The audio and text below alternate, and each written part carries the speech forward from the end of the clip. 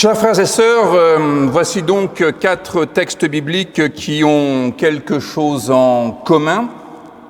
Alors je me doute que cela ne vous a peut-être pas sauté aux oreilles, mais ces 4 textes bibliques sont sur une même trajectoire en quelque sorte, une trajectoire de vie qui d'ailleurs n'est pas sans rapport avec notre actualité, ni avec notre existence. 4 textes qui auraient pu être complétés par plusieurs autres, mais il faut bien qu'à un moment donné, notre culte s'arrête. Ce n'est pas encore le temps de l'Apocalypse où le culte est 24 heures sur 24. 4 textes qui auraient pu être complétés par le récit de la transfiguration de Jésus, par la traversée du désert par les Hébreux, les actes des apôtres, etc. Tous ces textes qui nous sont donc plus ou moins familiers, nous avons l'habitude de les lire isolément. Mais si nous les mettons ensemble, ce que nous faisons rarement, nous pouvons entendre aussi quelque chose de ce qu'est la Bible. Et du coup, comprendre un peu mieux peut-être ce qu'est la foi, ce qu'est la religion. Lorsque nous rapprochons des textes bibliques, en général, c'est parce qu'ils utilisent le même vocabulaire ou qu'ils abordent des thématiques semblables. On dit qu'il y a une sorte d'intertextualité. Peut-être même certains textes ont été écrits en fonction d'autres, soit pour les compléter, soit pour les corriger. Un texte a pu inspirer un autre. Là, très clairement, ces 4 textes ne sont pas des textes qui ont été écrits les uns par rapport aux autres. Mais pour autant, ils ne sont pas sans lien les uns avec les autres. En rassemblant ces 4 textes, a priori sans rapport, j'aimerais vous faire entendre une évidence, à savoir que la Bible a sa cohérence par rapport au thème principal qu'elle déploie tout au long de ses phrases. Le point commun entre ces 4 textes, c'est le rugby. C'était facile. Ces 4 textes font partie des règles du rugby. Alors, pourquoi des textes bibliques sont-ils utilisés dans les règles du rugby ? Peut-être parce que le créateur mythique du rugby, William Webb Ellis, qui sera pasteur, et celui qui, durant un match de foot, a décidé de prendre le ballon et d'aller le poser derrière l'en-but. C'était en 1823. 1823-2023, hasard ? Je ne crois pas. Peut-être parce que ce sport s'est développé dans une Grande-Bretagne qui est quand même très chrétienne et très empreinte de la culture chrétienne, et que c'était une façon de transcrire dans un sport qui lui était propre les grands faits de la Bible.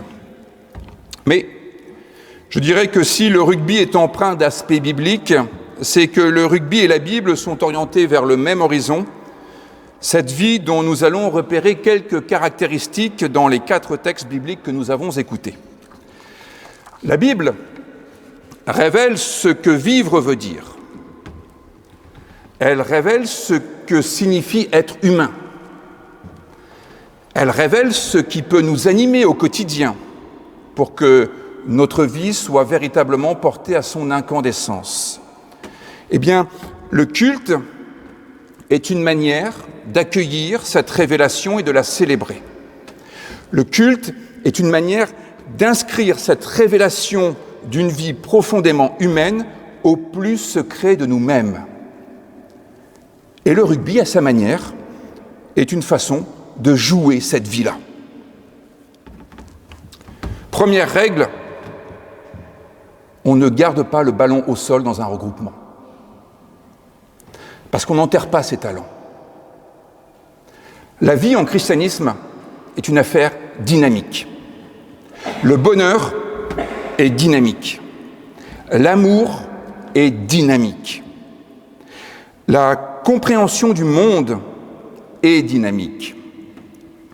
Enterrer son talent pour le garder jalousement, de peur de le perdre, c'est se ficher en terre, et au sens strict du terme, c'est cela, être païen. Être païen, c'est être fiché en terre.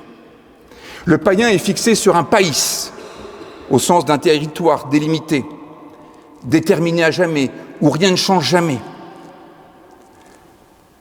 La peur de perdre ce qu'on a conduit l'un des serviteurs de la parabole à devenir païen, à enterrer son ballon, à le garder au sol. Alors, l'arbitre siffle et rend le talent à l'adversaire. En christianisme, la vie est affaire de transmission. Ce que nous avons, c'est ce que nous avons reçu. Et la meilleure manière de ne pas le perdre, c'est de le faire circuler, de le transmettre, de l'offrir à son tour. Faire circuler l'amour de Dieu, faire circuler les connaissances, les informations, faire circuler ce qui aide à vivre, notamment l'argent. Tout à l'heure, il sera hors de question de laisser votre argent dans votre portefeuille. Sinon, c'est perdu. C'est tout l'enjeu de la transmission. Ce qui n'est pas transmis, ce qui n'est pas partagé, est perdu. Transmettre, faire circuler, donner, c'est ce que la foi rend possible. Un joueur qui n'a pas confiance dans ses coéquipiers gardera le ballon au sol parce qu'il pense que les autres ne seront pas capables de le récupérer ou qu'ils ne sauront pas se débrouiller avec. Même chose en Église. Bien souvent, on garde les responsabilités pour soi. D'abord pour la gloriole personnelle parfois, mais aussi par manque de confiance en l'autre, parce qu'on se dit que l'autre n'y arrivera pas, sans se dire qu'il peut y avoir plusieurs autres qui se partagent les responsabilités.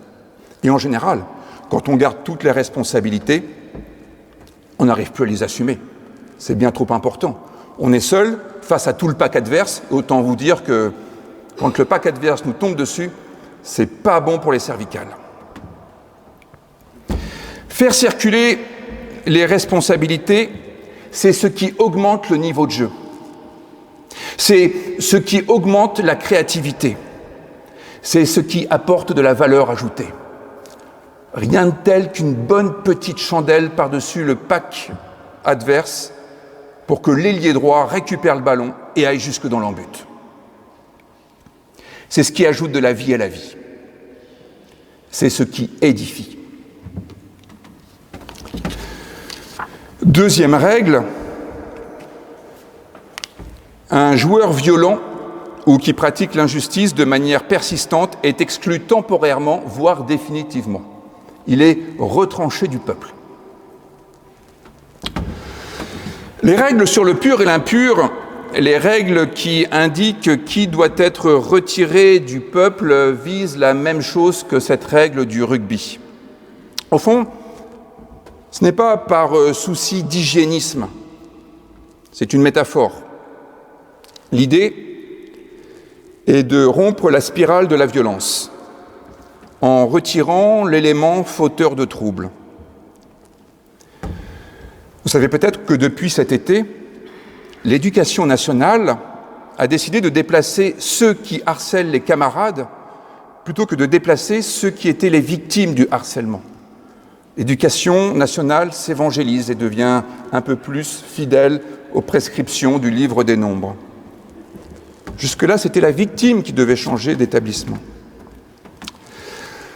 L'analyse des rédacteurs bibliques est que la violence est un peu comme un virus, ça se propage.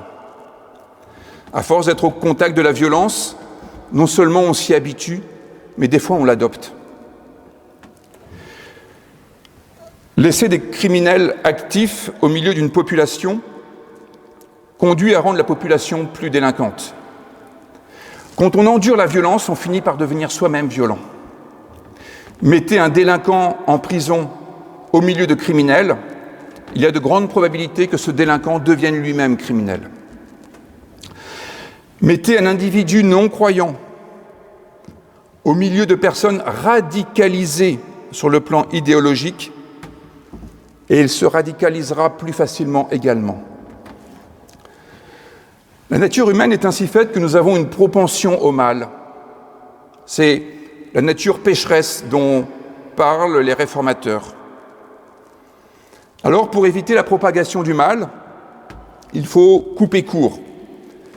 Sinon, sur le terrain, le pilier qui a reçu un mauvais coup va vouloir se venger, ce qui provoquera le soutien du talonneur adverse, que les ailiers voudront neutraliser. Vous voyez tout le bazar qu'il y a sur un terrain. Le banc des remplaçants ne tardera pas à se montrer, à faire valoir ses muscles, et ce sera la catastrophe générale. Il y a un phénomène mimétique dans toute chose, notamment dans la violence. Rompre la spirale de la violence, c'est l'une des caractéristiques de la spiritualité chrétienne, qui isole le fauteur de troubles et qui mettra aussi en place une procédure de réintégration dont je ne vous ai pas parlé, mais vous avez déjà entendu parler du pardon. C'est l'un des aspects de la réintégration des fauteurs de troubles dans la société humaine. Le pardon qui permet qu'une société ne s'élimine pas d'elle-même. Une société sans pardon, c'est une société qui finirait par mettre tout le monde hors jeu. Le christianisme est vigilant au fait qu'il faut rompre la spirale de la violence et aussi offrir à chacun une rédemption possible. Troisième règle.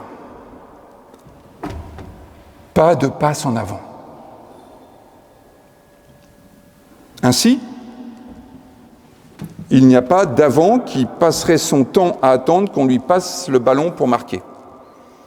Le principe de la passe en arrière souligne la solidarité avec les autres.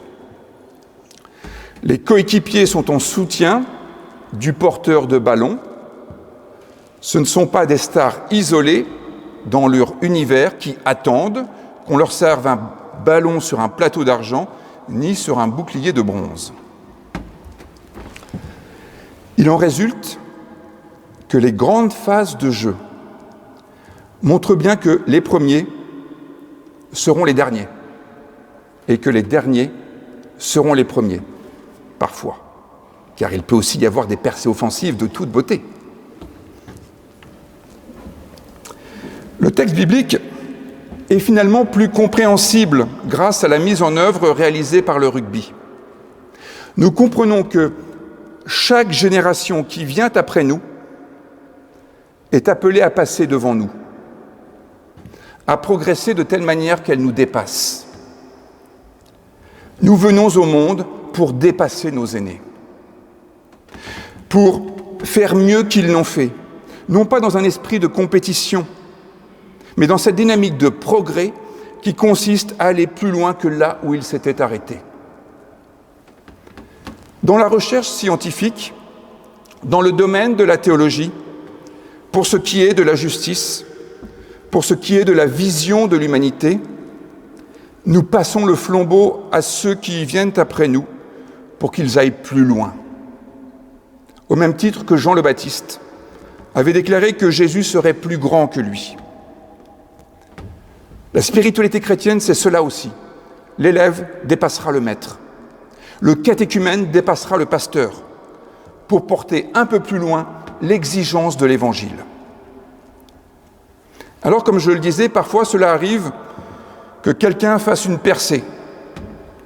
C'est pour cela que le texte dit « beaucoup de premiers » et non pas « tous les premiers seront derniers ».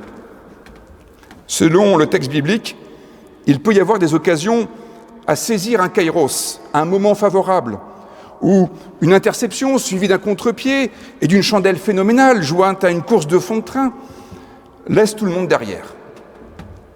Au même titre qu'il y a des génies que 5 générations n'arriveront pas à rattraper dans quelque domaine que ce soit. Mais au quotidien, l'histoire progresse par le dépassement de ceux qui viennent après nous.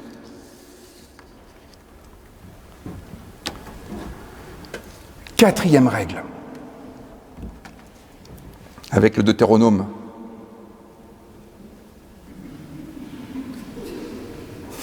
C'est simple. Il faut aplatir le ballon dans l'embut adverse. Dit autrement, il faudra aplatir la vessie de l'autre côté du camp adverse, sortir de son camp et exercer une pression de haut en bas sur le sol. Si vous ne le faites pas, il n'y a pas d'essai. Le Deutéronome ne dit pas autre chose, si ce n'est qu'il préconise d'utiliser un instrument, un pieu, pour enterrer la grosse commission. On n'y pense pas souvent, mais à vrai dire, le travail du rugbyman consiste à se débarrasser du ballon, qui est donc primitivement une vessie d'animal, et à s'en débarrasser de l'autre côté du camp. Dans la perspective biblique, enterrer les excréments à l'extérieur du camp, c'est une manière de dire qu'il n'est pas question de vivre au milieu des excréments. Cela peut sembler une banalité de nos jours, mais combien de personnes souffrent non seulement du syndrome de Diogène, qui consiste à vivre au milieu de ce qu'on accumule, et notamment des déchets, mais combien d'entre nous évacuent véritablement ce que nous avons consommé puis digéré. Sur un plan métaphorique, quelles sont les activités paroissiales ou les actions que nous gardons dans notre agenda alors que ce ne sont plus que des excréments? Quelles sont les choses qui ne nous servent plus à rien, qui n'ont plus réellement de sens pour notre avenir et que nous gardons au lieu de nous en débarrasser et dont nous prenons soin alors que ce ne sont plus que des excréments, à vrai dire? Demandez donc aux paroissiens des Cévennes ce que sont les dizaines de temples dont ils ont la charge et qu'ils n'utilisent plus, mais qu'il faut entretenir et dont il faut payer les charges. Et puis, demandons-nous, sur un mode un peu plus personnel, individuel, quelles sont toutes les habitudes que nous avons, qui sont des tics de la vie ordinaire, qui nous prennent du temps sans nous apporter une véritable satisfaction, mais que nous gardons parce que nous y sommes habitués, parce que c'est comme ça. Parce que c'est comme ça.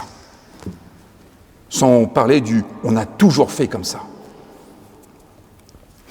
Ne pas rester au milieu de ces excréments, c'est opter pour la réforme permanente, pour le questionnement permanent sur le sens des choses, des actions, des engagements, afin de vérifier que cela sert bien notre objectif ou le sens de notre mission. Et ce qui encombre, ce qui n'est plus qu'un excrément,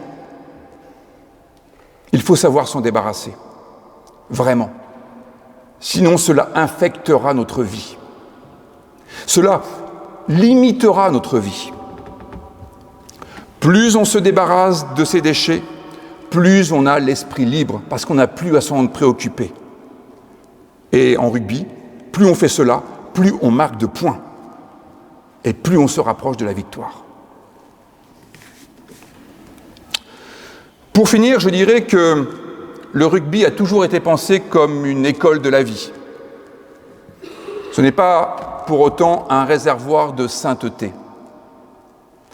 Même s'il est d'usage de dire que le rugby est un sport de voyous joué par des gentlemen, contrairement au football, la vérité biblique est que nous sommes tous pécheurs, que nul ne peut se prévaloir d'être exemplaire, impeccable, gentleman. Toutefois, nous sommes tous au bénéfice de la grâce divine. Et donc, nous sommes tous dignes d'être pardonnés de ce que nous avons été ou de ce que nous sommes pour le moment. Ainsi en va-t-il dans l'Église qui n'est pas non plus le paradis, qui n'est pas une réserve de gens parfaits, mais un lieu pour apprendre à devenir humain, un peu plus humain, divinement humain. un lieu pour transcender notre condition initiale. Si le rugby a des accents bibliques, c'est que rugby et Bible, chacun à sa manière, veulent éduquer les personnes en faisant valoir quelques caractéristiques communes de la vie. Dans les textes que nous avons survolés, nous avons entendu l'appel à transmettre autour de nous pour ajouter de la vie à la vie. Rompre la spirale de la violence, de l'injustice, pour éviter l'effondrement de la société qui est parfois une véritable mêlée. Favoriser le progrès, la progression de l'histoire, et vivre loin de la mort, loin de ce qui pourrit, en se concentrant sur ce qui est porteur d'avenir. Amen.